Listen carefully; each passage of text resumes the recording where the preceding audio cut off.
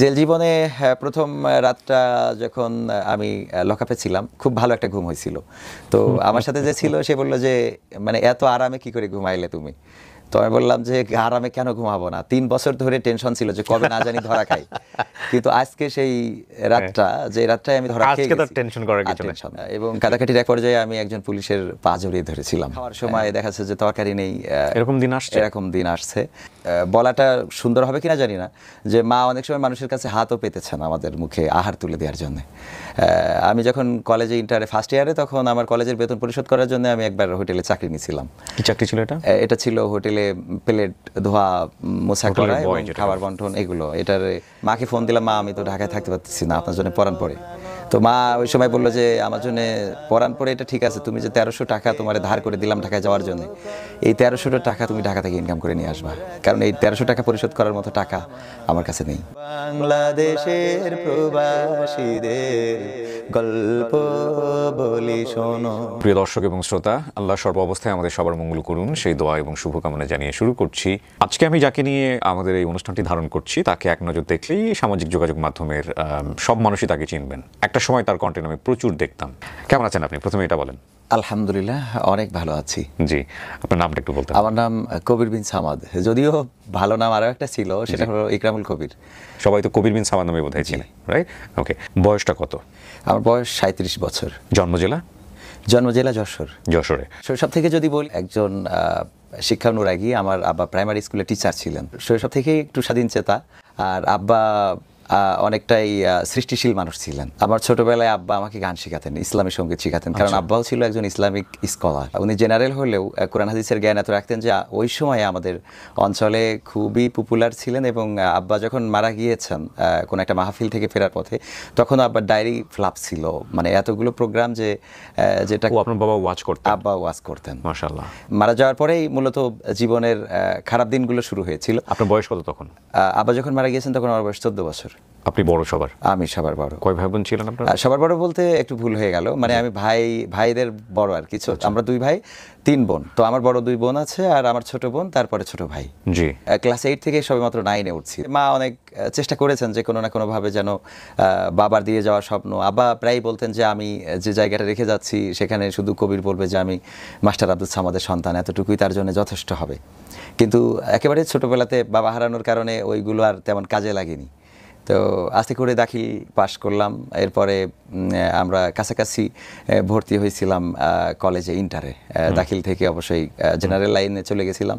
পরিবারে অশান্তি বলতে অভাব শুরু। পরীক্ষার ফি অথবা ক্লাসের মাসিক যে বেতন, এগুলো দিতে পারতাম না। মা মাঝে মাঝে কান্না করতো যে কিভাবে, বা খাওয়ার সময় দেখা যাচ্ছে যে তরকারি নেই। এরকম দিন আসছে যে আমাদের তরকারি ছাড়াই অনেকগুলো দিন গেছে। এমনকি মা, এটা বলাটা সুন্দর হবে কিনা জানি না, যে মা অনেক সময় মানুষের কাছে হাতও পেতেছেন আমাদের মুখে আহার তুলে দেওয়ার জন্য। আমি যখন কলেজে ইন্টারে ফার্স্ট ইয়ারে, তখন আমার কলেজের বেতন পরিশোধ করার জন্য আমি একবার হোটেলে চাকরি নিয়েছিলাম। কি চাকরি ছিল এটা? এটা ছিল হোটেলে প্লেট ধোয়া, মোছা করা এবং খাবার বন্টন, এগুলো। এটার কি পদবি বলে জানি না, 30 টাকা বেতনে। তো আমি যখন কলেজ থেকে ডিউটির জন্য গেলাম, ওখানে এক মহিলা কাজ করতো। ও আমাকে দেখে বললো যে বাবা আসছো ঠিক আছে, তোমার কাজ করা লাগবে না, তুমি থাকো, সন্ধ্যাবেলা 30 টাকা নিয়ে তুমি চলে যেও। মানে আমার দিকে তাকিয়ে। তো এটা তো আর করা যায় না। এরপরে যে মাকে বললাম আমি না হয় বাইরে চলে যাই। তো ঢাকাতে মা আমাকে 1300 টাকা ধার করে ঢাকায় পাঠিয়ে দিল। বাইরে চলে যাওয়া মানে ঢাকায় চলে আসা, যে আমাদের এলাকা থেকে অন্তত কিছু করে সংসারটা চালিয়ে নেওয়া যায় কিনা। তো ঢাকাতে আসলাম। তখন মিড স্টার বলে একটা গার্মেন্টস ছিল মিরপুর 14 নম্বরে। জি। এখানে আমি চাকরি নিয়েছিলাম এবং 1800 টাকা ছিল বেসিক, আর ওভার ডিউটি করে আরও 1800 টাকা, মোট 3600 টাকা ইনকাম করতাম। কিন্তু এখানে খাওয়া এবং থাকা বাবদ চলে যেত 1300 টাকা, এবং আনুষঙ্গিক কিছু খরচ মিলায়ে প্রায় 1800 বা 2000 টাকা খরচ হয়ে যেত। বাকি টাকাটা থাকতো। আপনার ইন্টারটা পড়া হলো না, শুধু ভর্তি হয়ে চলে আসা? ফার্স্ট ইয়ার ফাইনাল দিয়ে চলে আসছিলাম। আচ্ছা। এরপরে যে আসার পরেও অনেক কষ্ট গেছে। মায়ের জন্য খুব পরাণ পড়তে লাগলো যে মা থাকে একা, আমি চলে যাব। মাকে ফোন দিলাম, তখন 10 টাকা মিনিটে কথা বলা যেত। ফোন ধরিয়ে দিত, 10 টাকা করে মিনিট নিত। তো আমি যখন প্রথম আসলাম, আসার পরে মাকে ফোন দিলাম, মা আমি তো ঢাকায় থাকতে পারতেছি না, আপনার জন্য পরাণ পড়ে। তো মা ওই সময় বললো যে আমার জন্য পরাণ পড়ে এটা ঠিক আছে, তুমি যে 1300 টাকা তোমার ধার করে দিলাম ঢাকায় যাওয়ার জন্য, এই 1300 টাকা তুমি ঢাকা থেকে ইনকাম করে নিয়ে আসবা, কারণ এই 1300 টাকা পরিশোধ করার মতো টাকা আমার কাছে নেই। তো এটা আমি যখন গার্মেন্টসে কাটিং সেকশনে কাজ করতাম, ওখানে কান্না করতেছি যে মা আমাকে এইভাবে বললো যে 1300 টাকা ইনকাম করে নিয়ে যেতে হবে, আসলে দেওয়ার কোনো পরিস্থিতি নাই। তো ঝিনাইদহের একজন ছিল, সে কোয়ালিটি কন্ট্রোলার, ও আমাকে বললো কান্না করছেন কেন? তো আমি বললাম আমার মায়ের জন্য খুব পরাণ পড়ে, তার জন্য। তো বললো মা কি বলে? তো আমি বললাম মাকে ফোন দিয়েছিলাম দুপুরে খাইতে যেয়ে, মা বললো যে তুমি যে 1300 টাকা নিয়ে ঢাকায় গিয়েছো, ধার করে দিয়েছি, এই টাকা ইনকাম না করে আসবো না, কারণ আমি এটা কোথা থেকে পরিশোধ করবো? চিন্তা করা যায়। তো তারপরে যে উনি বললেন যে একটা উদাহরণ দিলেন যে যদি মা অসুস্থ হয়, তো সেই মায়ের পাশে বসে কান্না করাটা বেটার হবে নাকি মায়ের জন্য মাকে ছেড়ে রেখে ডাক্তার ডাকতে যাওয়া বেটার হবে? তো আমি বললাম নিঃসন্দেহে ডাক্তার ডাকতে যাওয়াটাই বেটার হবে। তো বললো ধরে নেন যে আপনি ঢাকাতে আসছেন মায়ের জন্য ডাক্তার ডাকার জন্যে, আপনি এটা মনে করে যে আপনার মায়ের অসুস্থ, আপনার মায়ের রোগ হয়েছে, তিনি অসুস্থ, কারণ কি? কারণ টাকা নেই, সংসার চালাতে পারে না, সেই সংসার চালানোর জন্য আপনি ডাক্তার ডাকতে আসছেন না, সেটা হলো টাকা। এটা ইনকাম করে যখন বাড়িতে যাবেন তখন দেখবেন মা সুস্থ হয়ে গেছে। ওই সান্ত্বনাটা কাজে লাগে এবং আমি দীর্ঘ 4 মাস কাজ করি। তো আবার বাড়িতে গেলাম, যাওয়ার পরে মা বললো তুমি এক কাজ করো, আবার লেখাপড়াটা কন্টিনিউ করো। তো তখন আমি আলেম ফার্স্ট ইয়ারে আবার ভর্তি হলাম, যে আবার পড়াশোনাটা কন্টিনিউ করব। কিন্তু কিছুদিন পরে আবারও সেই পুরাতন কষ্ট। তো মা বললো এক কাজ করো, তুমি বিদেশে চলে যাও। তো কিভাবে যাব? এত টাকা তো নেই। তো বাবার রেখে যাওয়া কিছু জমি ইতিপূর্বে বিক্রি হয়ে গেছিল, তো তার থেকে আরো 1 বিঘা জমি বিক্রি করে মা টাকা দিল বিদেশ যাওয়ার জন্য। তখন পথঘাট চিনতেন, মানে কার মাধ্যমে যাবেন, কিভাবে যাবেন? এই জমির তখন বাজার মূল্য ছিল 1 লাখ টাকা, এবং সেই 1 লাখ টাকা দিয়ে 1 বিঘা জমি 1 লাখ টাকা, জি সেই সময়। জি। এখন সেই জমির দাম এখন 20 থেকে 25 লাখ টাকা, যেটা কেনার মতো টাকাও বলা যায়। সারা জীবন প্রবাসী থেকেও ইনকাম করা হয়নি, এরকমই বলতে হয়, মানে যতদিন থেকেছি আর কি। তো ওই জমি বিক্রি করার পরে মা আমাদের ওখান থেকে লোক পাঠাতো, যারা তাদের সাথে যোগাযোগ করে দিল, আমাদের কিছুটা পরিচিত, এবং তারা আমাকে মালয়েশিয়ায় পাঠিয়ে দিল। মালয়েশিয়া আমার মামা থাকতেন, ছোট মামা, ছোট মামার কাছে নিয়ে যেয়ে দিল। ছোট মামা আমাকে আমার জন্য জব দেখে রেখেছিলেন এবং সেখানে জব করতাম। নর্মালি তখন বাংলাদেশি টাকায় 15-20 হাজার টাকা বেতন পেতাম। কিসের জব ছিল ওটা? ওটা ছিল একটা ফ্যাক্টরিতে, প্লাস্টিক ফ্যাক্টরিতে কাজ করা।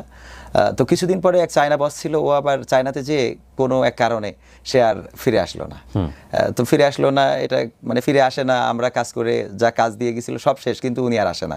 উনি ছিল চাইনিজ, মালয়েশিয়াতে এসে ব্যবসা করতো।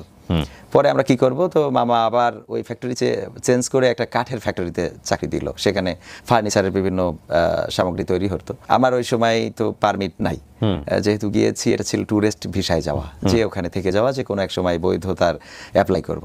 তো সেখানে রাতের 2টায় একদিন অপরিসি দিল পুলিশ এসে, এবং আমরা সবাই দৌড়াদৌড়ি শুরু করে দিল, আমিও দৌড়ানো শুরু করলাম। এবং আমার এখনো মনে পড়ে ওই দিনের দৌড়টা এত জোরে দিয়েছিলাম যে আমার পায়ের 10টা আঙুলেই রক্ত জমে গিয়েছিল। তারপরেও শেষ রক্ষা হয়নি, ধরা খাইছিলাম, পুলিশ ধরলো। তারপরে এটা এই সিস্টেমে এখনো মালয়েশিয়াতে মানুষ যায়, যে ওখানে যাওয়ার পরে কিছুদিন পরে, কিছু মাস পরে মালয়েশিয়া সরকার সুযোগ দেন পারমিট করার, সেই সুযোগটার আশায় যাওয়া হয়েছিল। তো সেই সুযোগ পাওয়ার আগেই আমরা আপনি ধরা পড়ে গেলেন। ধরা পড়ে যাওয়ার পরে আমি তো চিন্তা হচ্ছিল যে আমি মাকে কি জবাব দেবো, পরিবারকে কি জবাব দেবো। তো যারা আমাকে ধরলো ওদের কাছে খুব কাদাকাটি করলাম, তখন আমি ভালো করে ভাষাও জানি না, এবং কাদাকাটির এক পর্যায়ে আমি একজন পুলিশের পা জড়িয়ে ধরেছিলাম, এবং পা জড়িয়ে ধরার পরে কিছুটা কাজ হয়েছিল। বলে ঠিক আছে, তোর ব্যাপারে আমি একটু দেখবো। তো আমার মামা আবার একটা কার্ড করে দিছিল, যে এই কার্ডটা যদি কখনো ধরা খাও তাহলে এটা দেখাবা। তো আমি তো ভাষা বুঝি না, ওরেও বুঝাইতে পারি না। তো এক বাংলাদেশি ছিল যার পারমিট আছে, তাকে দিয়ে এই পুলিশটা জিজ্ঞাসা করলো, যে এর কাছে জিজ্ঞেস করে কতদিন আসছে। তো আমি বললাম আমি 6 মাস মতো আসছি। তারপরে পারমিট আছে কিনা, আমি বললাম পারমিট তো ওইভাবে বুঝি না, মামার কাছে আসছি, মামা একটা কার্ড দিয়েছেন। তো সেই কার্ডটা কোথায় আছে? আমার বাসায় আছে। তো তাইলে দৌড়ালি কেন? দৌড়াইছি, সবাই দৌড়াচ্ছে, আমিও দৌড়াইছি ভয়ে, যে যদি ধরা খাই। তো বললো সেই কার্ডটা দেখাতে পারবি? হ্যাঁ। তো তারপরে নিয়ে গেল, এবং সেই কার্ডটা দেখে বললো যে ঠিক আছে, এটা যেহেতু তোমার আছে, তোমার ছেড়ে দিলাম। তো এই প্রথম যাত্রায় বেঁচে গেলাম। এরপরে আরো 2.5 বছর থাকতে পারলাম ভালোভাবে। 2.5 বছর পরে আবার এর মধ্যে আর পারমিটের সুযোগ হয়নি, পারমিট দেয়নি। তারপরে একটা প্রোগ্রাম, ওখানে আমি এই 2-2.5 বছর থাকতে থাকতে অনেকের সাথে পরিচিতি এবং সেই জায়গা থেকে দাওয়াতি কাজের জন্য মাঝে মাঝে বিভিন্ন প্রোগ্রামে যাওয়া এবং প্রোগ্রাম করানো। তো একটা প্রোগ্রাম করানোকে কেন্দ্র করে আমাদের চাঁদপুরের একজন ভাই, উনি আমাকে বললো যে এই প্রোগ্রামের আয়োজন তুমি করতেছো, তোমার বোঝা উচিত তোমার কিন্তু পারমিট নাই, তোমার কিন্তু যে কোনো কিছু হয়ে যেতে পারে। তো আমি এটা বুঝি নাই যে উনি সফটলি আমাকে একটা হুমকি দিয়েছেন। পরবর্তীতে ওই প্রোগ্রামটা করাকে কেন্দ্র করে উনি অভিযোগ করলেন ইমিগ্রেশনে, এবং ইমিগ্রেশনে এসে আমাদেরকে ধরে নিয়ে গেছিল। মালয়েশিয়ার ইমিগ্রেশন ধরে নিয়ে যাওয়ার পরে আমাদের মানে আমাকে 1 বছর জেল দেয় আর কি। জেল জীবনে প্রথম রাতটা যখন আমি লকআপে ছিলাম, খুব ভালো একটা ঘুম হয়েছিল। তো আমার সাথে যে ছিল সে বললো যে মানে এত আরামে কি করে ঘুমাইলে তুমি? তো আমি বললাম যে আরামে কেন ঘুমাবো না, 3 বছর ধরে টেনশন ছিল যে কবে না জানি ধরা খাই, কিন্তু আজকে সেই রাতটা, যে রাতটায় আমি ধরা খেয়ে গেছি, টেনশন নেই। এই ছিল প্রথম ঘুমটা। এবং মালয়েশিয়ার জেলটা তো খুবই কষ্টের। ওয়াশরুম মানে প্রথম 7 দিন রিমান্ডে রাখছিল, এবং এই রিমান্ডে আমাদের দেখা যাচ্ছে ইমিগ্রেশনে যতদিন রেখেছে ততদিন টয়লেটে যাওয়ার জন্য হ্যান্ডকাপ পরাতো। যদি টয়লেটে যাইতে চেতাম, একটা হ্যান্ডকাপ আমার হাতে, একটা ইমিগ্রেশনের হাতে, মানে যে 2টা চিগুলি থাকে, এবং দাঁড়িয়ে থাকতো আর টয়লেট করতে হতো।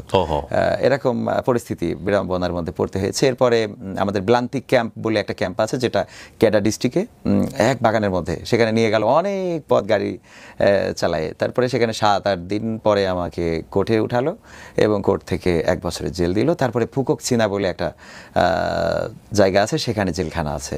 এটার জেলখানারও তো মালয়েশিয়ায় পিঞ্জিরা বলে, তো পিঞ্জারা ফুকক চিনা, সেখানে দীর্ঘ 8 মাস আমার। কি হতো ওখানে, রুটিন কি ছিল? ওখানে যে মানে জেল, তো জেলের মধ্যে কাজ করার সুযোগ ছিল। আমি ওখানে রান্নাবান্নার কাজ করতাম। রান্নাবান্না, বাড়িতে যোগাযোগ করা, এগুলো কোনো কিছু সবকিছু অফ? হ্যাঁ, না, যোগাযোগ করা যেত। ওখানে চিঠির ব্যবস্থা ছিল। ওই চিঠি আমরা যে কাজ করে যে টাকা পাতাম, ওই টাকা দিয়ে আবার ওই চিঠি কেনা যেত। আচ্ছা, একটা পাতা, সেই পাতারই মানে লিখতে হবে, লেখার পরে ওইটা আবার আটা দিয়ে ওইটাই মানে ওইটাই খাম, ওইটাই চিঠি। তো ওইটা লিখে আমরা পুলিশের কাছে জমা দিলে ওইটা বাংলাদেশে আসতো। তো এটা আসতে 10-15 দিন লাগতো। আবার বাড়ি থেকে যখন অ্যাড্রেস পেয়েছে, তখন আবার বাড়ি থেকেও চিঠি পাঠাতে পারতো। আচ্ছা। তো আমার মা আবার আমার ধরা খাওয়ার খবরে, তখন তো ফোনে যোগাযোগ করা কোনো সম্ভব হয়নি, মা ছাড়ানোর জন্য অনেক জায়গায় অ্যাপ্লাই করেছে। এমনকি আমাদের যতটুকু জমি জায়গা ছিল বন্ধক রেখে টাকা পয়সা দিয়েছে। আমি যখন চিঠি পাঠাই, চিঠি যাইতে যাইতে মার এগুলো করা শেষ, মায়ের মন্দ। তো তারপরে 8 মাস ওখানে মোটামুটি এর মধ্যে দিয়েই গেছে। কখনো দেখা যাচ্ছে ভুল করলে পুলিশের হাতে মার খাওয়া, বা অন্য বিষয়, অন্য শাস্তি, এগুলো জেলখানায় যে শাস্তিগুলো থাকে। পরবর্তীতে জেল শেষ হওয়ার পরে ফ্লাইট করে চলে আসা। তো টিকিট তো বাধ্য করে, মানে আলটিমেটলি তখন আর আপনি কোথাও যেতে পারবেন না, সরাসরি ওরা নিয়ে আসে, সরাসরি নিয়ে এসে এয়ারপোর্টে দিয়ে যায়। কিন্তু ওখানে বলে না যে মালয়েশিয়ার জন্য একবার বন্ধ করে দেয়, এরকম কোনো কিছু, যে মালয়েশিয়া আর কখনো আসতে পারবেন না, এরকম করে দেয়? এটা এখন করে, কিন্তু ওই সময় ব্ল্যাক লিস্ট বলে এটা ছিল না। তখন তো ফিঙ্গারিং এর এত কৌশল বা এত যে আপডেট, এটা তখন ছিল না। এখন তো ফিঙ্গারপ্রিন্ট নিয়ে ফেলে, সো ফিঙ্গারপ্রিন্ট দেওয়ার সঙ্গে সঙ্গে বোঝা যাবে যে ব্ল্যাক লিস্টেড কিনা। জি, ওকে।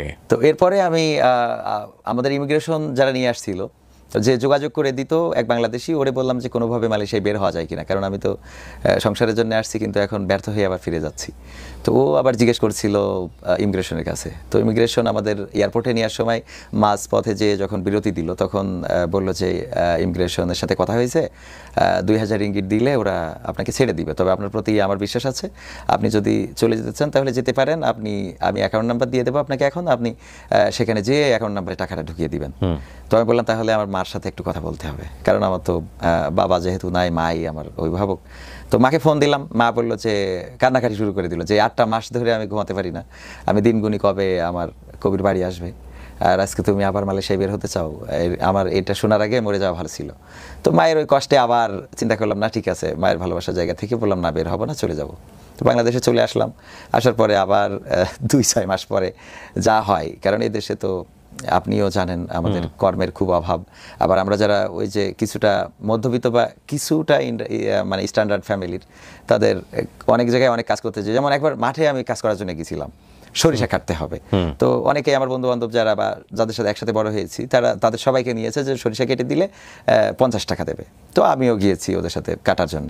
তো তখন যে ক্ষেতের মালিকও বলতেছে তোমার কাটা লাগবে না, তুমি বসে থাকো, সরিষা কাটা হয়ে গেলে 50 টাকা নিয়ে বাড়ি চলে যেও।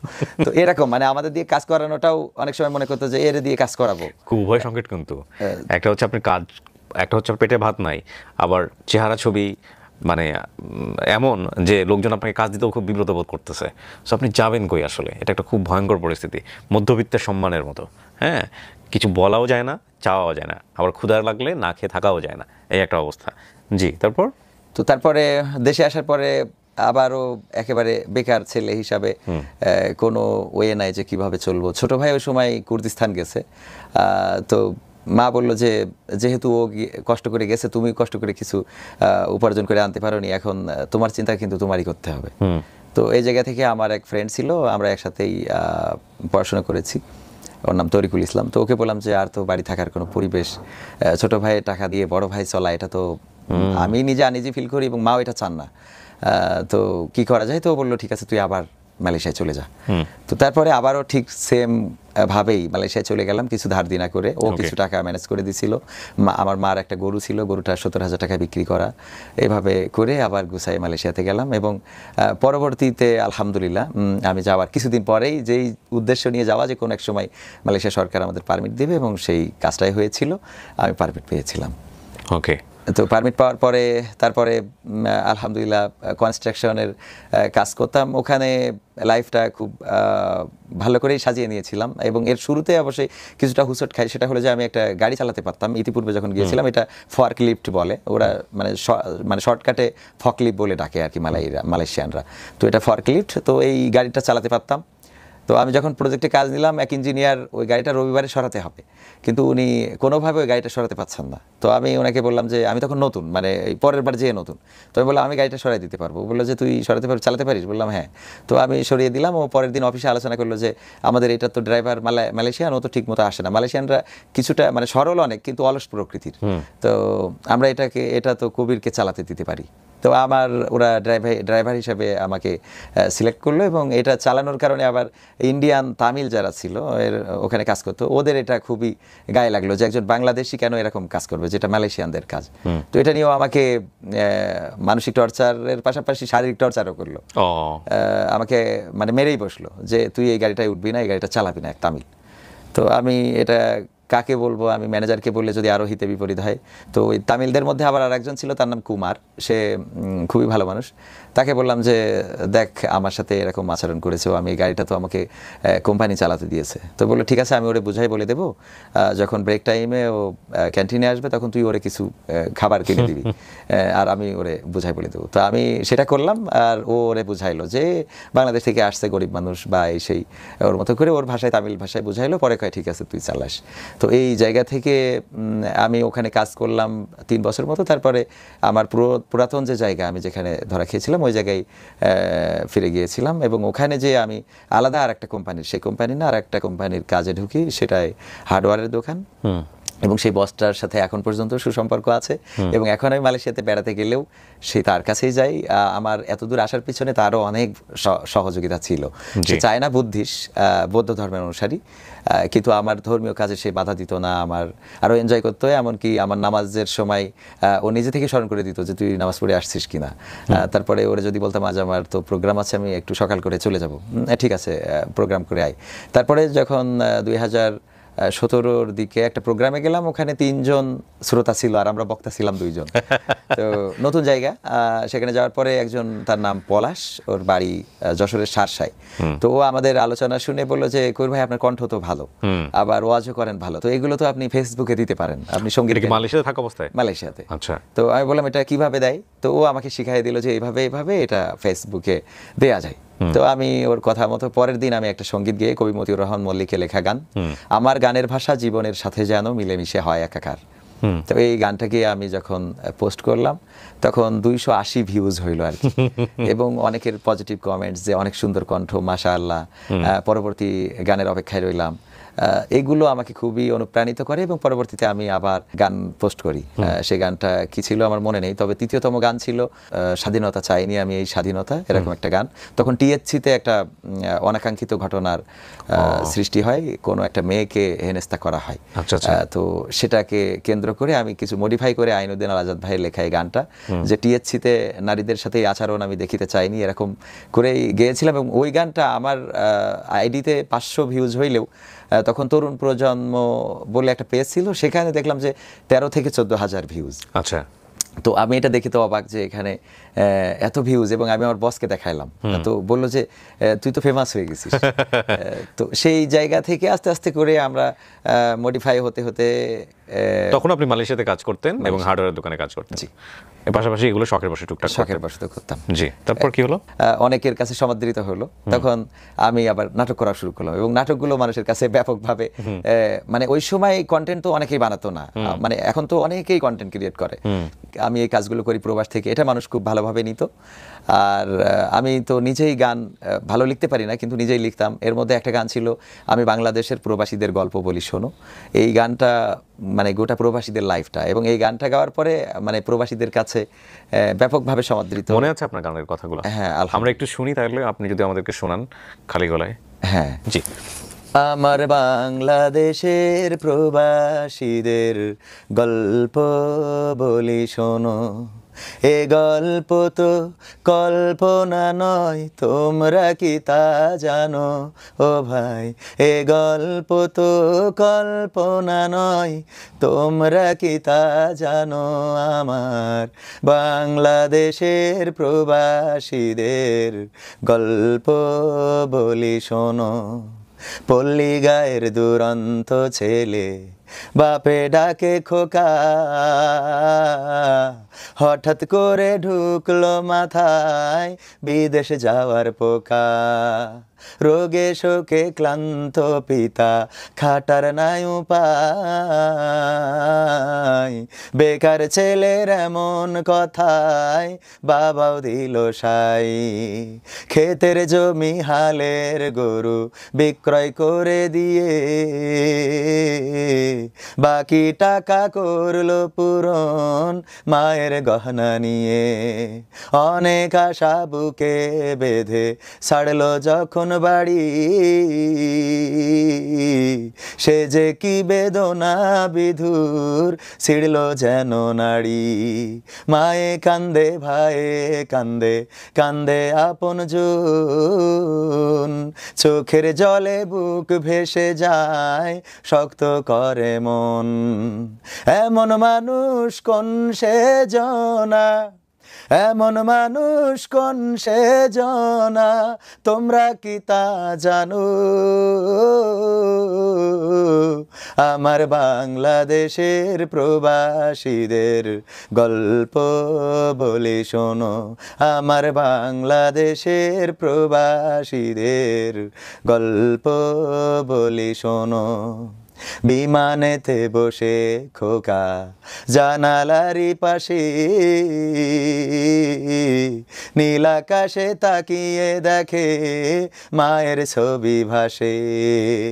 আঁচল দিয়ে চোখ মুছে মা প্রভুকে যে বলে, আল্লাহ তুমি ভালো রেখো আমার কোলের ছেলে।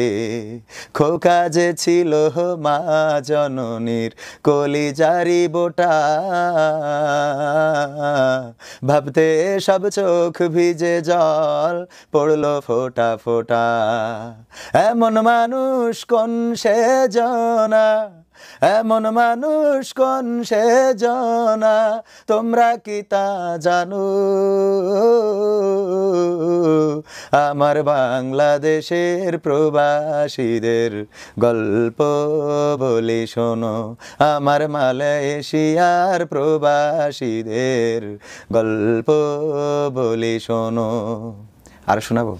অসাধারণ, এটা অনেক লম্বা গান। হ্যাঁ, করেন করেন। হ্যাঁ। নদ নদী আর সাগর নগর দিয়ে খোকা পাড়ি, পৌঁছালো যে অতি সাধের বিদেশের বাড়ি। অনেক কষ্টে মিলল খোকার এমন একটা কাজ, হাড় ভাঙা খাটুনি তাতে সকাল দুপুর সাজ, রোগে শোকে কাজ করে যায়, করে না অবহেলা।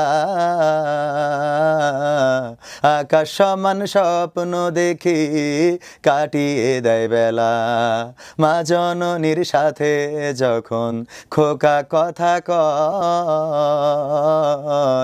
বলে বাবা কেমন আছো জানতে ইচ্ছা হয়। মাগো আমি ভালো আছি, মাগো আমি ভালো আছি, দুঃখ নেই তো কোনো। আমার বাংলাদেশের প্রবাসীদের গল্প বলি শোনো, আমার সৌদি আরবের প্রবাসীদের গল্প বলি শোনো। হঠাৎ করে বাবা বলে টাকার যে দরকার,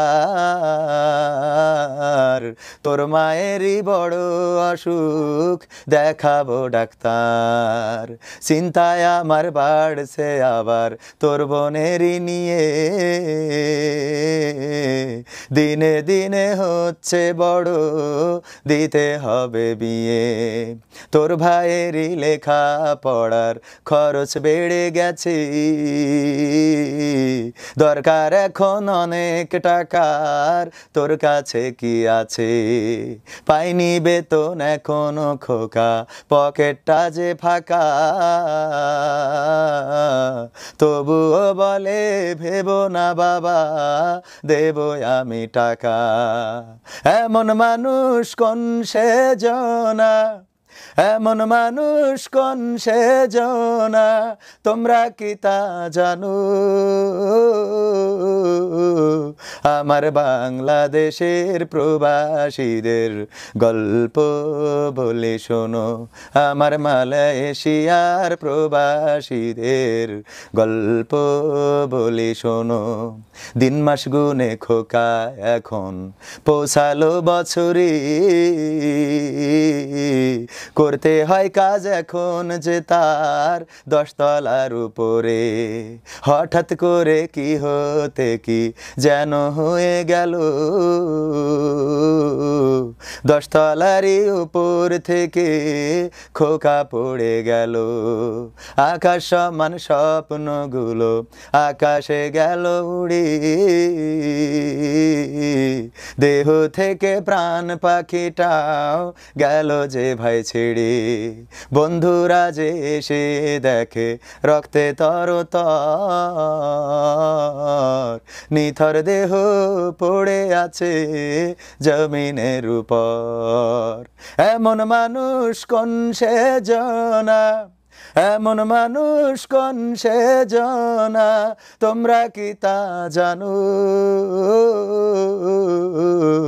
আমার বাংলাদেশের প্রবাসীদের গল্প বলে শোনো, আমার সৌদি আরবের প্রবাসীদের গল্প বলে শোনো।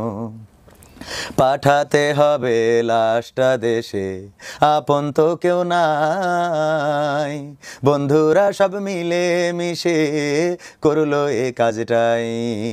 শুনে এ খবর মা জননীর সে কি আহাজারি, তার কান্দনে আকাশ বাতাস হচ্ছে যে ভাই ভারী। অবশেষে খোকার কফিন পৌঁছালো যে বাড়ি, ভাই বোনার গায়ের স্বজনের সে কি আহাজারি। মা জননী কেঁদে বলে ওরে আমার ছেলে, বিদেশ থেকে কোন দেশে তুই গেলি আবার চলে। মাগো আমি সুখানিতে, মাগো আমি সুখ কিনিতে জীবন দিছি জানো, আমার বাংলাদেশের প্রবাসীদের গল্প বলি শোনো, আমার মালয়েশিয়ার প্রবাসীদের গল্প বলি শোনো। এ গল্প তো কল্পনা নয়, তোমরা কি তা জানো ও ভাই? এ গল্প তো কল্পনা নয়, তোমরা কি তা জানো? আমার বাংলাদেশের প্রবাসীদের গল্প বলি শোনো। অসাধারণ, অসাধারণ। আপনি এটা নিজে লিখেছেন এবং সুরটাও আপনার করা? জি। এই গানটা আপনাকে অনেকদিন বাঁচিয়ে রাখবে। আমি জানি না আমার এই কন্টেন্টগুলো বাংলাদেশের মানুষ তো দেখেন, দেশের বাইরের অনেক মানুষ দেখেন। একটা গানে এত শক্তিশালী বর্ণনা, এত সুন্দর শুরু থেকে শেষ পর্যন্ত মেসেজ, দুর্দান্ত, খুবই দুর্দান্ত। এই গানটা দিয়ে বোধহয় আপনার একটা ভালো যাত্রা শুরু হলো সেই সময়টাতে সোশ্যাল মিডিয়াতে। জি, সেই সময় প্রবাসীরা এই গানটায় অনেকেই কেঁদেছে এবং আমি আসলে এই গানটা নিজেরই তো চোখে পানি চলে আসছে। আমি যদি রিলেট করেন নিজেকে তাহলে বুঝতে পারবেন যে এটা খুবই ইমোশনাল একটা গান। জি, তারপর তো ওই গানটা আমি যখন মানে কাজ করতাম তখন আমি আমার লাইফ এবং পারিপার্শ্বিক লাইফ সেইগুলো দেখেই এই গানটা মানে মনে মনে লিখেছিলাম। মানে এটা খাতাতে লেখা না, বা আমি এখন তো কোনো গান লিখতে চাইলে আমি ফোনে লিখে ফেলি, নোটবুকে, কিন্তু ওই সময় এটা লেখা ছিল না। এটা আমি আমার কাজের মধ্য দিয়ে বানাতাম আর মনে রাখতাম এবং পরবর্তীতে এটা রেকর্ড করি। এবং এখনও মনে আছে যে এটা রেকর্ড করতে যে আমি পুরো ঘামে ভিজে গিয়েছিলাম মোবাইলে। এবং এই গানটা আমাকে গোটা প্রবাসীদের কাছে এবং প্রবাসীদের অনুপ্রেরণা, তাদের ভালোবাসা, আর আমাকে কবির বিন সামাদ হওয়ার পিছনে প্রবাসীদের যে অবদান, সেটা আমি যদি কোনোদিন ভুলে যাই তাহলে সম্ভবত আমি আমাকে হারিয়ে ফেলবো। কত সালের গান এটা? কত সালে? 2018 সালের। 18 সাল, তখন মালয়েশিয়াতে? 17-18 আমি যদি মানে ভুল না বলি, ওই সময় মানে যখন আমি শুরুটা করেছি ঠিক ওই সময়। এবং প্রবাসীদের আরো অনেকগুলো গান আমি পরবর্তীতে করেছি, যেমন প্রবাসীদের দুঃখ কেহ বুঝলো না, তারপরে প্রবাসেতে কেমন আছি জানতে চাইলে তাই মাগো তোমায় বলি, প্রবাসেতে সুখের অভাব নাই। তো এভাবে কিছু গান, প্রবাসীদের গান আমি মাঝে মাঝে করতাম এবং এই কষ্টগুলো ছিল প্রতিটা মানুষের কষ্ট এবং এটা সেই সময় খুবই সমাদৃত হতো। পাশাপাশি আমি একটা কন্টেন্ট করেছিলাম মালয়েশিয়ায় প্রবাসীরা পুলিশের ভয়ে কিভাবে দিন যাপন করে, আবার অভিনয় করে। যেমন পুলিশের ভয়ে আমরা তো ঘরে ঘুমাতে পারতাম না, আমরা বনে যেয়ে ঘুমাতাম, বাগানে যেয়ে। আসলে তাই হতো? হ্যাঁ, পাহাড়ে, জঙ্গলে। সিরিয়াসলি তাই করে? হ্যাঁ, আমার জানা নাই। মানে আপনি করেছেন? আমি করেছি। আমরা সিরিয়াসলি বাগানে ঘুমাতে হতো। আমরা যখন প্রজেক্টে কাজ করেছি পারমিট পাওয়ার আগ পর্যন্ত, তখন প্রতিটা বিল্ডিং এর তালা হতো, যেমন 35 তলা বিল্ডিং এ তো 18 তলা হয়েছে। আমরা 18 তলার ছাদ ঢালাই হয়ে গেলে ওই যে ফাঁকে ফোকে পুলিশরা তো অত কষ্ট করে ওখানে খুঁজবে না, তো এটা যখন 19 হতো, যখন 32 হতো, আমরা 32-এ ঘুমাতাম, পায়ে হেঁটে উঠতে হতো। আমরা দেখা যাচ্ছে যে এইভাবে থেকেছি। এরপরে অভিনয় দিয়ে সেই বিষয়গুলো আমি তুলে ধরতাম যে প্রবাসীদের জীবনটা কেমন, এবং সেগুলো আমরা মোবাইল দিয়ে এই কন্টেন্টগুলো করতাম। এর মধ্যে একটা নাটক ছিল যে আমি বাগানে যে শুয়েছি, হঠাৎ করে পুলিশে অপরাধী দিয়েছে, খবর আসছে, তো সেই বাগান থেকে আবার আরও ডিপ বাগানে চলে গিয়েছি এবং যাওয়ার জন্য যতটুকু দৌড়াদৌড়ি করা লাগে সেই জায়গা থেকে আবার ওই পুলিশের ভয়ে আছি। সেই সময় হঠাৎ করে বাড়ি থেকে ফোন আসছে, তো দেখা যাচ্ছে ফোনে আমি আবার কথা বলতেছি, মাকে বোঝাচ্ছি, মা জিজ্ঞেস করতেছে কেমন আছো, তোমাকে মা খুব ভালো আছি আলহামদুলিল্লাহ। তো দেখা যাচ্ছে জোরে কথা বলে ফেলেছি, বন্ধু ধমক, পুলিশ চলে আসবে, এত জোরে কথা বলা যাবে না।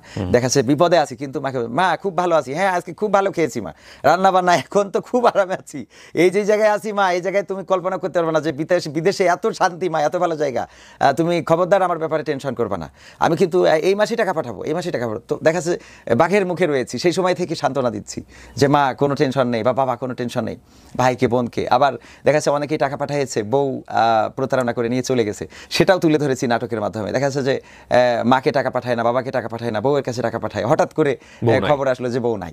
তো এরকম বেশ কিছু গল্প পেয়েছি, বিশেষ করে প্রবাসীদের। এটা আমি দেখলাম যে কিছুদিন আগে একটা টেলিভিশন চ্যানেল রিপোর্টও করেছে, প্রবাসীদের এই যে কষ্টের টাকা নিয়ে অনেকেই ভেগে যান, এটা খুব দুঃখজনক। আমরা বেশ কিছু স্টোরিও পেয়েছি, আমরা সেগুলো নিয়েও কাজ করতে চাই। জি, তো তারপরে এই কন্টেন্টগুলো নাটক আকারে যখন যেতে থাকলো তখনও এটা খুবই সমাদৃত হলো এবং মানুষেরা সবাই বেশি পজিটিভ কমেন্ট এবং সেইগুলো তারপরে আমাকে কোনো একজন বললো যে বা অনেকেই মেসেজ দিয়েছে বললেও ভুল হবে না যে এগুলো দিয়ে তো আর্নিং করা যায়, আপনি আর্নিং করার রাস্তাটা করেন। তো আমি বললাম আমি তো আসলে আর্নিং করার জন্য এখানে আসিনি বা এগুলো আর্নিং করার জন্য করি না। আমি ছুটিতে দেশে আসলাম, আসার পরে চাঁদপুরের ফজলুর রহমান সোহেল, যাকে আমি বস বলে রাখি এবং আমি এখনো তার প্রতি অনেক অনেক কৃতজ্ঞ, আর খুবই সুসম্পর্ক তার সাথে রয়েছে।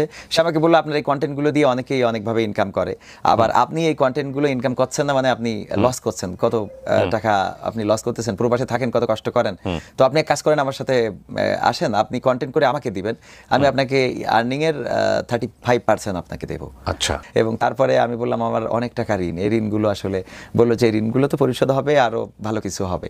তো আলহামদুলিল্লাহ কিছুদিন পরে তো ঋণগুলো পরিশোধ করতেই পেরেছি এবং কন্টেন্টগুলো বেশি সমাদৃত। পরে করোনাকালীন সময় ছুটিতে আসলাম এবং আটকে গেলাম, এক পর্যায়ে আমার ভিসার মেয়াদ শেষ হয়ে গেল। আচ্ছা। তো ওই লকডাউনের মধ্যে আমরা প্রচুর পরিমাণে কন্টেন্ট করার সুযোগ পেয়েছিলাম, কারণ তো কাজ ছিল না, আর ওই সময় মানুষও প্রচুর পরিমাণে কন্টেন্টগুলো দেখতো। তারপরে আস্তে করে আমি কিছুটা হলেও সেই জায়গায় আসতে পেরেছি যে জায়গাটা আমার আব্বার অনেক বড় চাওয়ার ছিল, অনেক বড় স্বপ্নের ছিল, যে একসময় কবির স্টেজে উঠবে, কোরআনের আলো ছড়াবে, কোরআন প্রচুর ভিউ এগুলোতে, ঠিকানা tv.press প্রচুর ভিউজ। কিন্তু আপনি যে জনরাটা বেছে নিলেন একটু ফানি জনরা, হ্যাঁ আমি তো যে ফোন দিয়ে এটা দেখেছি, হ্যাঁ লাস্ট যেটা 4 দিন আগে এসছে আবেগের জায়গা খুঁজে পাও না, এই যে এটা তো আপনার খুবই পপুলার, বিশেষ করে আপনি নানা সেজে ফোন দিচ্ছেন, হ্যাঁ কখনো দেখেছি যে একটা পানির মধ্যে কাদার মধ্যে, হ্যাঁ এগুলো কি আপনার বাই ন্যাচারালি ছোটবেলা থেকে এগুলো ছিল আপনার মধ্যে নাকি প্রয়োজনে? ছোটবেলা থেকে আসলে আমি অভিনয়টা আমার খুব বেশি ভালো লাগতো, আমি নাটক দেখার খুবই পাগল ছিলাম। আমি নিজেই নাটক দেখার কারণে মা তো শাসন করতেন, একবার আমাকে আলিফ লায়লা দেখার কারণে আমার মা মাটির মধ্যে 10 হাত আমার নাক এবং কপাল লাগাই ঠেলতে হয়েছিল। এই জীবনে আর কোনোদিন না? ওরে বাবা, ভয়ঙ্কর রক্ষণশীল। আলিফ লায়লা দেখার জন্য আমার দাদির সাথে পরিকল্পনা করলাম যে আমি কি করে আলিফ লায়লা দেখতে পারি, কারণ সবাই এসে গল্প দিত যে সিন্দাবাদ আসে, সে তরবারি দিয়ে। আলিফ লায়লা আমাদের জেনারেশনের বাই দ্য ওয়ে। এবং নাটক দিয়ে অনেক মেসেজ মানুষকে দেয়া যায়, যেমন আমি ভিক্ষা করি, তো ফকির সেজে আমি দেখাচ্ছে যে ফ্রি ফায়ার খেলতেছে, তো আমি যে তার শাসন করতেছি যে ফকির হয়েছে তো কি হয়েছে, তুই ফ্রি ফায়ার খেলবি কেন। তো এভাবে এক একটা কিছুর বিরুদ্ধে আমার অবস্থান, মেসেজ থাকে। এবং ফোন কলটা আসলো মূলত আমি জুকারবার্গকে একটা ফোন কল দিয়েছিলাম মালয়েশিয়াতে থাকতে জুকারবার্গকে একটা ফোন কল দিয়েছিলাম যে মানে তুমি এটা বানাইছোটা কি, এটা বানানোর পরে আমার ছেলে পিলে তো সব ধ্বংস হয়ে যাচ্ছে, কেউ তো লেখাপড়া করে না, রাত জেগে থাকে, এখানে প্রবাসে থাকি, এরাও আগে ফজরের নামাজ পড়তো আর এখন রাত্রি টানাটানি ঠেলাঠেলি করে এত রাত করে ঘুমায় যে সকালে ফজরের নামাজ তো দূরের কথা ঠিক মতো ডিউটিতেও যাইতে পারে না।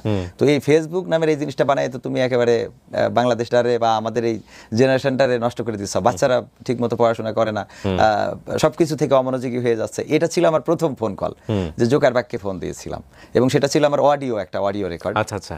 এবং ওইটাও ওই সময় খুবই সমাদৃত হয়েছিল। এরপরে দ্বিতীয় ফোন কল ছিল মজনুকে নিয়ে। মজনু একজন কলেজের শিক্ষার্থীকে ধর্ষণ করেছে, এরকম একটা আপনার মনে হয় মনে থাকার কথা। ওই সময়টাতে ওই মজনু কলেজ মানে ঢাকা ইউনিভার্সিটি, রাইট, একটু মানসিকভাবে ভারসাম্য টাইপের, মানসিক ভারসাম্য এরকম ভাবে বলা হচ্ছিল ওই সময়টাতে। তো মজনুকে আমার যারা টিমের রকি আছে, আলামিন আছে, মারুফ হোসেন যে আমার সাথে সবসময় থাকে, ওরা আমাদের একটা অফিস ছিল ঠিকানা tv.press এর, তো ওরা বললো যে ভাই মজনু নিয়ে কিছু করা যায় না, তারা যে ধরলো তো পাগল ছাগল, মানে একটা কলেজ ছাত্রীর সাথে আসলে কিভাবে সম্ভব, একজন একা মানুষ, এটা কি। তো বললাম তাহলে এক কাজ করি, ওরে আমার বন্ধু বানাই, তো আমার বন্ধুরে খোঁজ নেবো, তো থাকে ঢাকায়, তো আমি বন্ধু সেজে, আমি তো গ্রামের মানুষ, যশোরের আঞ্চলিক ভাষা আপনার জানা থাকার কথা, যে একেবারে লোকাল ভাষায় আমি ওরে যদি আমার মতো করে বলি, ওরে আমি এরকম বলছিলাম, দোস্ত তুই এই কাজ কি করে করলি, হ্যাঁ তুই তো ঢাকায় যাওয়ার পর তোর খোঁজ খবর পাইনি, তো টিভিতে আমি দেখি তো অবাক হয়ে গেলাম, হ্যাঁ তো নিউজই দেখাইলো, তুই তো ভাগ্যবান রে। তো এইভাবে ওরে যে তুই একা এভাবে কিভাবে সম্ভব হলো, এই ফোন কল যে করলাম, ওইটা ওই সময় খুবই সমাদৃত হলো। আপনার এই চিন্তাগুলো কি হুট করে মাথায় চলে আসে? হুট করেই, কোনো স্ক্রিপ্ট নাই, কিচ্ছু নাই? না, যেমন আমাদের যখন একজন মন্ত্রী বলেছিলেন যে কচুরি পানা এটা করা যায়, মানে এটা খাওয়া যায় বা এরকম কিছু একটা হয়েছিল, তো আমি ওই কচুরি পানা নিয়ে আমার ফ্রেন্ডদের বললাম চলো তাহলে কপোতাক্ষে যাই, আমাদের পাশে কপোতাক্ষ নদ আছে মাইকেল মধুসূদনের, তো ওখানে এসে কন্টেন্টটা করলাম এইভাবে যে আমি কচুরি পানাগুলো সব এক জায়গায় করতেছি, আমার ছেলে থাকে বিদেশে, তো তারে ফোন দিলাম যে তুই দেশে আয়, এখন কচুরি পানা আমি সব দখল করে ফেলেছি, তোর আর বিদেশ থাকা লাগবে না, এখানে মোটামুটি আমি মানে নিজের কালেকশনে রাখছি, তুইও আয়, এসে আমরা কচুরি পানা দিয়ে এখন বড় লোক হয়ে যাবো, আর বিদেশের কোনো টাকার দরকার নেই। তো এইভাবে কন্টেন্টগুলো ক্রিয়েট করে অন্যায়ের প্রতিবাদ, মানে হুট করে যেটা বলে দেয়া, আমাদের মন্ত্রীরা তো স্যাটায়ার কিন্তু মেসেজপূর্ণ, প্রত্যেকটা ভিডিও যেটা থাকে স্যাটায়ার থাকে কিন্তু ভেতরে মেসেজ আছে। আপনারা যদি ভিডিওগুলো দেখেন খুব ভালো করে, অশ্লীল বলতে আমরা যেটা বোঝাই সেরকম কোনো কিছুই নেই ওনার কন্টেন্টে, এবং সবাই দেখতে পারবেন এরকম একটা প্ল্যাটফর্ম উনি তৈরি করেছেন, ঠিকানা tv.press। এবং যেটা আমি দেখলাম যে 1 মিলিয়ন ক্রস করেছে সাবস্ক্রাইবার, এবং ইউটিউবে 1 মিলিয়ন কিন্তু অনেক বড় কিছু, অনেক বড় কিছু। ওই করোনার সময়টাতে চলে আসা হলে পরে আর যাওয়া হয় নাই, এরপরে আর যাওয়া হয় নাই, বারবার অ্যাপ্লাই করলেও ওইটা যেহেতু ভিসা শেষ হয়ে গেছে, তারপরে করোনা লকডাউন যখন চলে গেল, আমাকে আবার ওই বিভিন্ন জায়গায় মালয়েশিয়ায় থাকতেও বিভিন্ন মাহফিলে ইসলামী সঙ্গীত করার জন্য একটু দাওয়াত হতো, তো আমি ইসলামী সঙ্গীত করার জন্য যেতাম বিভিন্ন মাহফিলে। এটাও ওখানেও যে আলহামদুলিল্লাহ ওই একটা মাহফিলে গেলে আরো 3-4টা মাহফিলে দাওয়াত চলে আসতো। এবং এখন যদি বলি যে আমার রমজানের আগ পর্যন্ত কোনো ডেট ফাঁকা নাই, ওরে বাবা, মানে সব একটার পর একটা শিডিউল করা, যেমন আপনারাও যখন শিডিউলটা আমিও মিলাচ্ছিলাম যে আমার মিলাতে হবে, তো এইভাবেই প্রতিনিয়ত প্রোগ্রাম, বিভিন্ন মাহফিলে গিয়ে ইসলামী সঙ্গীত করেন? ইসলামী সঙ্গীত করি, এবং আলোচনাটা আমি করতে চাই না, কিন্তু এখন বাধ্য হই, কারণ সময়টা আমাকে এত বেশি দেওয়া হয় যে শুধু গান গেয়েও এটা পার করা কষ্ট হয়ে যায়। সমস্যাটা হলো যে আমাদের দেশে কিছুটা একটা, এটা রোগ বলবো আমি, যদি এটা থেকে সবাই বের হতে পারে, আমিও বের হতে পারি, সেটা ভালো হবে। যদিও ভাইরাল হওয়ার চিন্তা কখনোই ছিল না, এখনো নেই। সেটা হলো যে এখন ভাইরাল পারসনকে মানুষ খুব বেশি লাইক করে। তো আমি যখন স্টেজে উঠি, গান করি, চলে আসলে দেখা যায় যে প্রধান বক্তা যিনি সম্মানিত একজন আলেম বা মুফাসসির, উনি আলোচনা কোরআন হাদিস থেকে ভালো আলোচনা করলেও অনেক সময় এগুলো শুনছে না, অনেকে উঠে যাচ্ছে, তখন পরিবেশটা নষ্ট হচ্ছে, এবং ওই মানুষটার একটা মানে আমার মনে হয় সম্মানে আঘাত পড়ছে। এটা মনে করেই মূলত আমি আগে কখনো প্রধান বক্তার দাওয়াত নিতাম না, আমি বরাবরই আমি কমিটিকে বলতাম প্রধান বক্তা দাওয়াত নেব না। তো এখন কমিটি বলে দেখেন আপনি যখন নেমে চলে যান তখন মাহফিলটা হয়ে যায়, একটা অগোছালো হয়ে যায়, লোক উঠে চলে যায়, কিছু মানে সব যে চলে যায় এমন না, কিন্তু একটা মানে পরিবেশটা খুবই খারাপ হয়ে যায়। এই জন্য এখন বাধ্য হয়ে, হ্যাঁ, তবে আমার থেকে যারা আরো বেশি পপুলার তাদেরকে আমার পরে রাখলে সমস্যা হয় না, কিন্তু আমার দেখা যায় যে আমি আবার যেখানে আমার আগের পপুলার ব্যক্তি আমার আগে যদি করে যায়, তাহলে আমি আবার পরে করতে গেলে সমস্যা হয়। এই যে মানে পপুলারিটির বিষয়, এখানে আসলে কে কত ভালো বলতে পারছে, বা কে কত ভালো শিক্ষিত, বা কে কত বড় আলেম, এটা এখন বর্তমান খুব একটা দেখা হয় না। জি, এটা তো একটা বড় সমস্যা, খুবই বড় সমস্যা। জি, হ্যাঁ, দিনের কথা বলতে গেলে আসলে সবচেয়ে জানাশোনা জ্ঞানী মানুষেরই সমাদর হওয়াটা সবসময় বেশি জরুরি। তো এর মধ্যে আরেকটা কথা কিন্তু এড়িয়ে গেছে, সেটা হলো করোনাকালীন সময়ে যখন আমি ওই যে কচুরি পানা টানা সহ কন্টেন্ট করলাম, তখন মরহুম আকিজউদ্দিন স্যার, যে আকিজ কোম্পানি তো জানেন আপনারা, তো আকিজউদ্দিন স্যারের বড় ছেলে শেখ মহিউদ্দিন স্যার, উনি কোনো না কোনোভাবে আমার সাথে যোগাযোগ করার চেষ্টা করলেন, এবং আমাদের মুকুল স্যারের মাধ্যমে কথা হলো। স্যার প্রায় আধা ঘন্টারও বেশি আমার সাথে কথা বলেন, এবং এমনভাবে কথা বললেন যে যেন আমি ওনার অনেক পরিচিত। উনি অনেক বিষয়ে আমাকে কারেকশন দিলেন, কবির এটা এইভাবে এইভাবে এইভাবে। তারপর বললো আমি তোমার সাথে দেখা করতে চাই। তখন করোনাকালীন সময়, লকডাউনের সময়, তো উনি হেলিকপ্টার নিয়ে যশোরে যাইতে পারতেন না, তো নিজের গাড়ি নিয়ে উনি যেহেতু ডাক্তার মানুষ, ওনার মতো করে যশোরে গেলেন এবং আমাকে খোঁজ করলেন। তো আমি ওনার সাথে দেখা করলাম আদ্দিন সকিনা মেডিকেল কলেজ হাসপাতালে, ওনার ওখানে অনেক কনফারেন্স হল টল অনেক কিছু আছে, উনি আমাকে খুব ভালো করে সব দেখালেন, এবং পরবর্তীতে আমাকে প্রস্তাব দিলেন যে তুমি যেহেতু মালয়েশিয়ায় থাকো, তো তোমাকে আর যাওয়া দরকার নেই, তুমি আমার আকিজ কলেজিয়েট স্কুল, আমাদের যেখানে 6ষ্ঠ থেকে দ্বাদশ শ্রেণী পর্যন্ত আছে, ওখানে আমাকে উনি বললেন যে তুমি আমার এখানে চাকরি করো, এবং মালয়েশিয়াতে যে বেতনটা পাও সেই বেতনটা আমি তোমাকে এখানে দেবো, তুমি দেশে থাকো, দেশে জব করো, আর এর পাশাপাশি তুমি কন্টেন্ট ক্রিয়েট করো। উনি আপনার ভিডিও দেখতেন? হ্যাঁ, উনি ভিডিও দেখতেন, ওকে, ভিডিওর মাধ্যমেই। তারপরে আমি বললাম স্যার তাহলে আমাকে সময় দেন, আমি একটু আমার মায়ের সাথে আলোচনা করবো যেহেতু। তো মার সাথে বললাম, তো মা বললো যে আমি ছোটবেলায় যখন আমাকে কেউ জিজ্ঞাসা করতো যে বড় হয়ে কি হতে চাও, তো আব্বা যেহেতু মাস্টার ছিলেন, আমি বরাবরই বলেছি যে আমি টিচার হতে চাই, বা আমাদের যখন কোনো বিষয়ে কোনো প্রোগ্রামে লিখতে হতো যে মানে কাঙ্ক্ষিত টার্গেট কি, তো আমি লিখতাম যে টিচার হতে চাই। তো কোনো না কোনোভাবে মা বললো যে তুমি তো ছোটবেলা থেকেই মনে করতে যে তুমি একজন টিচার হবা, টিচার হইতে চাও, তুমি টিচার হওয়ার স্বপ্ন তোমার ছিল, তো তাহলে এটাকে অ্যাকসেপ্ট করো। এবং আমি স্যারকে জানালাম স্যার ঠিক আছে, আমি আপনার প্রতিষ্ঠানে, এবং এখন পর্যন্ত আমি স্যারের প্রতিষ্ঠানে কালচারাল টিচার হিসাবে কর্মরত অব্যাহত আছি মাশাআল্লাহ। এই ছিল সবকিছু মিলিয়ে কাঙ্ক্ষিত লক্ষ্যেই চলে যাওয়া হলো, জীবনের এত আপস অ্যান্ড ডাউন, হ্যাঁ, সবকিছু মিলিয়ে ঠিক সেই জায়গাটাই যাওয়া হলো। আমরা খুব স্বল্প সময়ে ওনার গল্পটা তুলে ধরলাম এখানে, কিন্তু আমি জানি এই গল্পের পেছনে আরও অনেক গল্প আছে। ঘন্টাখানেক সময় ছিলাম, আপনারা হয়তো কেটে কুটে আরও অল্প সময় দেখবেন, হয়তো 30 থেকে 40 মিনিট, কিন্তু আমার খুব ভালো লেগেছে। আর এই গানটা আমার ব্যাক অফ দ্য মাইন্ডে বাজতেছে এই গানটা। আপনি যখন এই গানটা করছিলেন তখন আমি চিন্তা করছিলাম যে আমি হয়তো বিদেশ কোনোদিনও ওইভাবে যাওয়া হবে না, বা আমি যাইও নি, কিন্তু মানে ঢাকা শহরে আমার আসতে হয়েছিল এবং তখন আমার মা থাকতো বগুড়াতে। সো ওই সময়টাকে আমি রিলেট করার চেষ্টা করছিলাম, এবং আমার মনে হয় যে সকল প্রবাসী যারা এই গানটা শুনেছেন, গানের কথাগুলো তাদের অন্তরে গিয়ে বাঁধবে এটা। আপনি খুব ভালো করছেন কবির ভাই, কন্টেন্ট এবং একই সাথে আপনার যে স্বপ্ন ছিল সেই স্বপ্ন সমস্ত কিছু মিলিয়ে আপনি খুব ভালো করছেন। সো আমি এক কথাতেই শেষ করতে চাই, আপনি যা করছেন তা নিয়ে আপনি হ্যাপি কিনা? আলহামদুলিল্লাহ, আমি সবচেয়ে বেশি হ্যাপি হয়েছিলাম সেই দিন, যেই দিন যে মালয়েশিয়াতে আমি একসময় জবের উদ্দেশ্যে গিয়েছি, সেই মালয়েশিয়াতে ইনভাইট হয়ে আবার কালচারাল প্রোগ্রাম করার জন্য গিয়েছি। তো আমি যখন সিঙ্গাপুর 2 দিন থেকে মালয়েশিয়াতে গেলাম, মালয়েশিয়া ইমিগ্রেশনে যখন ফিঙ্গার দিলাম, তখন আমার ডকুমেন্টসগুলো যেগুলো আপনাদের কাছেও দিয়েছি প্রবাসের, আমার পাসপোর্টের, তো ওইগুলো চলে আসলো। তো বললো যে একসময় তো ইমিগ্রেশন বলতেছে একসময় তো তুই মালয়েশিয়াতে এখানে জব করতিস। তো বললাম হ্যাঁ। তো বললো এখন কি করিস, কারণ ট্যুরিস্টে তো অনেকেই যে থেকে যায়, ঢুকতে দেয় না। আমার একটা ভয় ছিল যে আমাকে হয়তো ঢুকতে দিবে না, কারণ আমি যেহেতু জব করতাম, তো বলবে তুই আবারও জবের জন্য আসছিস। তো আমি বললাম আমি তো দেশে এখন একটা স্কুলের টিচার। তো বললো সেটা কিভাবে সম্ভব হয়েছে। তো আমি বললাম যে পড়াশুনো ছিল তো এই জন্যে সম্ভব হয়েছে। তারপরে আমি আবার কন্টেন্ট ক্রিয়েট করি, ও ইমিগ্রেশনকে বললাম, কারণ আমি মালয় ভাষা সম্বন্ধে আমার একটা নাটকই আছে যে ভাষা শিখবো, যেখানে আমি মালয় ভাষা শেখাতাম নাটক দিয়ে মানুষকে। আচ্ছা আচ্ছা। তো ওরা আমাকে প্রশ্ন করলো যে কন্টেন্ট ক্রিয়েট করিস, কি করিস ওখানে। তো আমি ওদেরকে সার্চ করে দেখাতে চাইলাম। তো দেখাতে যে তখন এয়ারপোর্টের নেটটা স্লো হয়ে গেল। তো ইমিগ্রেশন আমাকে বলতেছে আমার সাথে মিথ্যা বলার দরকার নেই, ঠিক আছে তোরে পাস দিচ্ছি, তুই যা মালয়েশিয়াতে কোনো ঢোক, তোর কোনো অসুবিধা নেই। তো আমি কিছু দূর যাওয়ার পরে আবার দেখলাম নেট চালু হয়েছে। তো আমি আবার ব্যাক আসলাম, এসে সেই ইমিগ্রেশনকে বললাম যে আমি এই যে দেখ আমি কন্টেন্ট ক্রিয়েট করি। তো ওরে দেখাইলাম। মানে বিদেশে একটা বিষয় হলো যে সবাই সবার সাথে তুই করে কথা বলে বা এই শব্দগুলো। তো ও এটা দেখার পরে আমাকে বলতেছে তুই তো জাকির নায়েকের ছোট ভাই, তো মালয়েশিয়ায় ঢুকতেই হবে। এরপরে আরো কয়েকবার গেলাম, মালয়েশিয়া গেলাম, মালদ্বীপস গেলাম, কাতারে গেলাম, সিঙ্গাপুর, তারপরে ইন্ডিয়াতে তো পাশাপাশি রাষ্ট্র গিয়েছি, সৌদি আরবেও প্রোগ্রাম করেছি, বেশ কিছু দেশে, এবং আলহামদুলিল্লাহ আমেরিকায় নেওয়ার জন্য অলরেডি প্রসেসিং করতেছে আমাদের ভালোবাসার মানুষগুলো। বাহ, বিউটিফুল। তো কবির বিন সামাদ অত্যন্ত জনপ্রিয় এবং তিনি সামাজিক যোগাযোগ মাধ্যমে লম্বা সময় ধরে কন্টেন্ট ক্রিয়েট করে যাচ্ছেন, এবং কন্টেন্ট ক্রিয়েশন, শিক্ষকতা এবং দিনের দাওয়াত ওনার মতো করে এই যে কাজগুলো নিয়ে উনি ব্যস্ত আছেন, সেটা নিঃসন্দেহে ওনার জীবনের স্বপ্নই ছিল। কিন্তু আজকের এই গল্পে আমরা ওই জায়গাটাকেই ফোকাস করতে চাই যে যখন উনি বিদেশ গেলেন, যখন ঘরে নুনান্তে পান্তা ফুরায় অবস্থা, এবং সেই জায়গাটি থেকে জেলে চলে যাওয়া, হেরে না যাওয়া, বারবার উঠে দাঁড়ানো, এবং শেষ পর্যন্ত ওনার দোয়া আল্লাহ কবুল করেছেন, ওনাকে আল্লাহ আজকে এতটা সম্মানিত করেছেন।